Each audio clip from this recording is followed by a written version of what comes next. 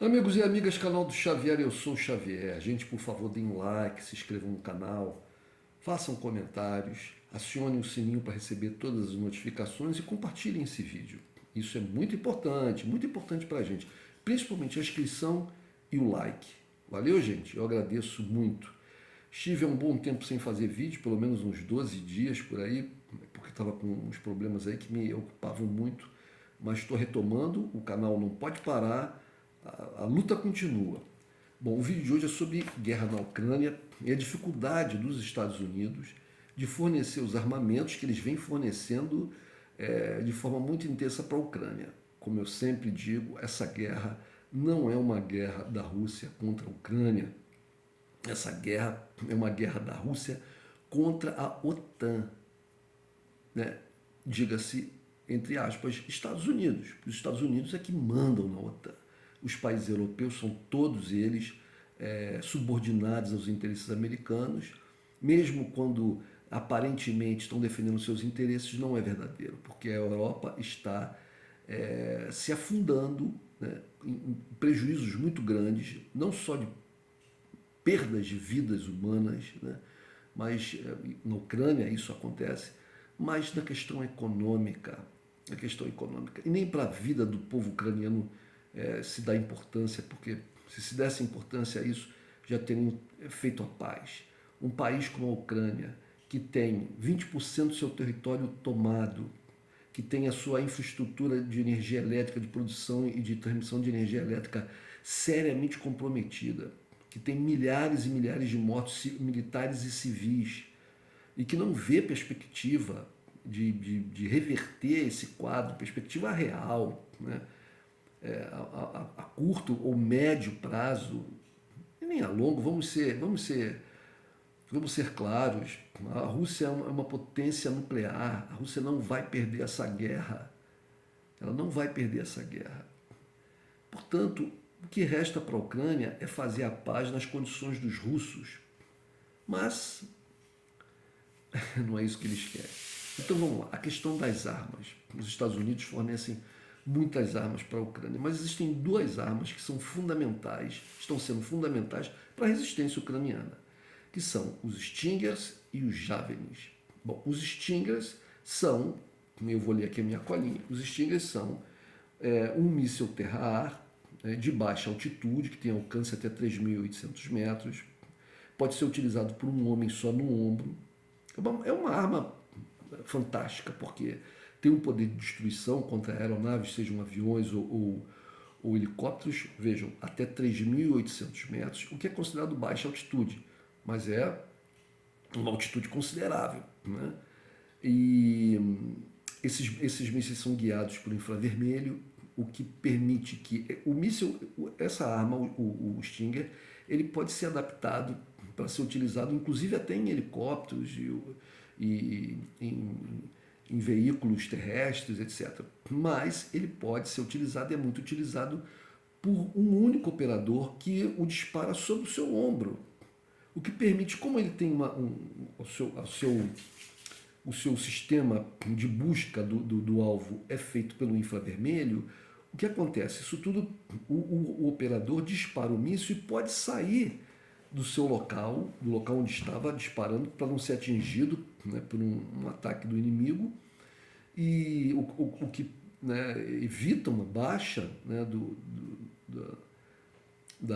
das tropas, né, daqueles que utilizam o míssil, e ele tem um poder de destruição muito grande. Então é uma arma fantástica. Você coloca soldados, dezenas ou centenas de soldados com esses mísseis no ombro, e com isso você consegue dificultar muito a aproximação de aeronaves. Ele tem se mostrado muito eficiente. Ele foi utilizado pela primeira vez não, ele foi utilizado com sucesso na guerra do Afeganistão, a guerra do Afeganistão que aconteceu lá entre 79 e 89, entre os mujahedins, que eram os guerrilheiros afegãos, contra o exército da União Soviética. Dizem alguns estudiosos que, inclusive, essas armas foram fundamentais para a derrota do exército soviético, e essa derrota, os gastos nessa guerra, também foram muito importantes para a queda de todo o sistema, de todo o regime soviético. Então vocês vejam a importância dessa arma. Essa arma entrou em serviço em 1981, então praticamente na guerra do Afeganistão. Né? Ele é produzido pelos Estados Unidos, é produzido também na Alemanha e na Turquia, sob licença, obviamente. Né? A outra arma é o Javelin, é o FGM-148 Javelin. Esse Stinger é o FIM-92 Stinger. O Javelin, né, que é produzido pela Raytheon e pela Lockheed. O Stinger é produzido pela Raytheon, empresas norte-americanas. Nos Estados Unidos é produzido pela Raytheon. Na Alemanha e na Turquia é produzido por outras empresas sob licença. O Javelin é um lançador de míssil antitanque portátil orientado também por infravermelho. Né? O Javelin já foi usado na guerra do Afeganistão, na guerra do Iraque, na guerra da Síria, na guerra da Líbia e na guerra da Ucrânia, onde ele é utilizado atualmente. Ele acerta os tanques justamente pela parte de cima dos tanques, onde a sua armadura é mais fina, é mais frágil. Né? Essa arma está em serviço desde 1996 e vem sendo atualizada constantemente. Pois bem, essas duas armas, esse Javelin tem sido utilizado muito contra os tanques, né, e outros blindados russos e tem conseguido causar muitos estragos nesses blindados russos. São armas, junto com o Stinger, são duas armas muito importantes na luta dos ucranianos contra os russos. O Javelin também pode ser disparado, como eu falei, com um operador só, coloca sobre o ombro, é infravermelho, o que permite ele disparar o míssil e sair do local para evitar um ataque, né, que ele seja identificado pelas forças inimigas e ser atingido. Então, são armas fantásticas, armas portáteis, de grande intensidade de destruição, de grande precisão, e, portanto, são armas muito importantes na guerra da Ucrânia hoje, na guerra na Ucrânia hoje. Pois bem, esses Javelin e Stingers que estão sendo utilizados e que foram até agora utilizados na guerra da Ucrânia, 90% saíram dos depósitos de materiais excedentes dos Estados Unidos.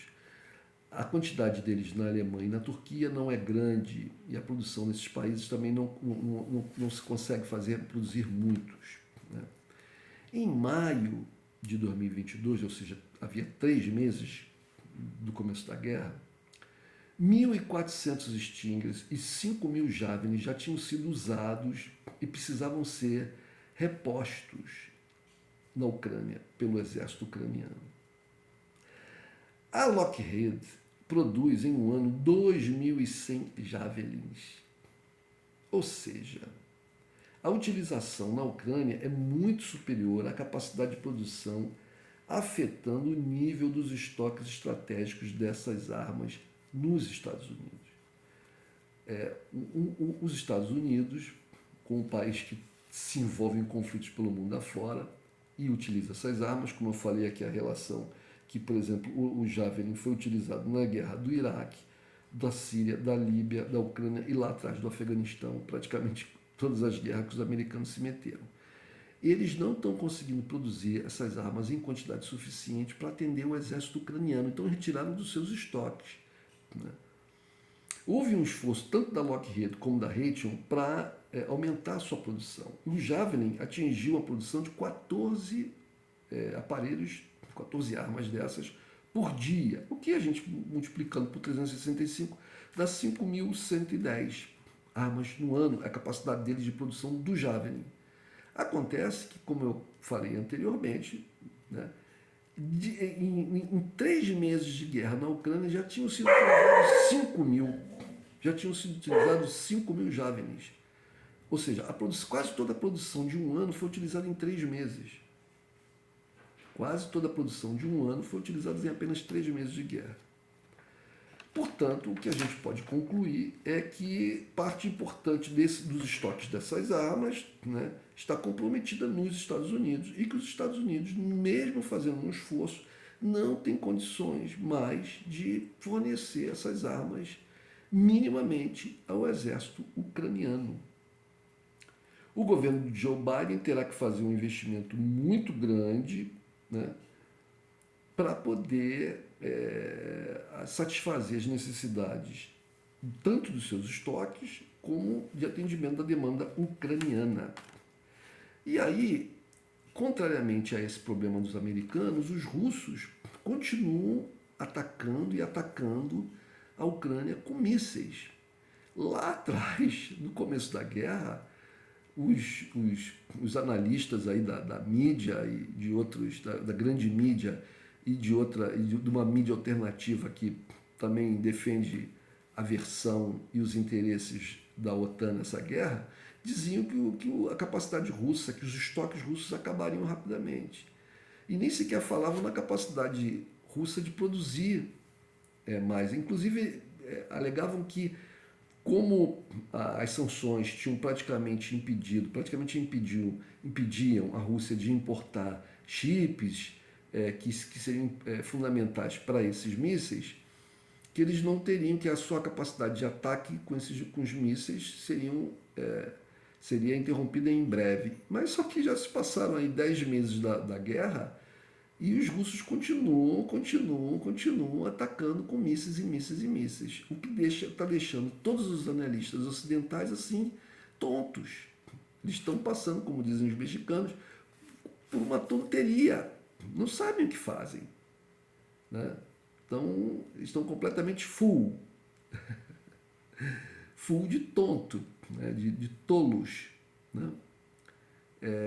Não sabem o que, não conseguem explicar isso. Como a Rússia continua produzindo. Eu li uma matéria recente de que mísseis, partes desses mísseis, né, que explodiram, foram recolhidos lá pelos estudiosos militares lá na guerra da Ucrânia, chegaram à conclusão que esses mísseis tinham sido produzidos há pouco tempo atrás. Ou seja, que os russos continuam produzindo mísseis. Isso, para além da utilização dos russos, né, de forma muito intensa, de drones, tanto da sua produção, da sua fabricação, como dos drones iranianos, tem deixado os analistas bastante ocidentais, né, bastante preocupados com as capacidades dos russos. Então é isso, gente. Eles ficam fazendo uma propaganda massiva da incapacidade da Rússia frente a essa guerra e, no entanto, a Rússia continua a todo vapor 10 meses depois da guerra. E se calam quanto à sua própria incapacidade. Mas acontece que as coisas acabam aparecendo e está pipocando aqui e ali essas notícias dessa dificuldade dos americanos de reporem as armas na Ucrânia, principalmente essas duas armas fundamentais. O Javelin, o lançador de míssil antitanque portátil orientado por infravermelho, e o míssil terra-ar, guiado também por infravermelho, Stinger. Falou, gente? É isso aí. Um abraço.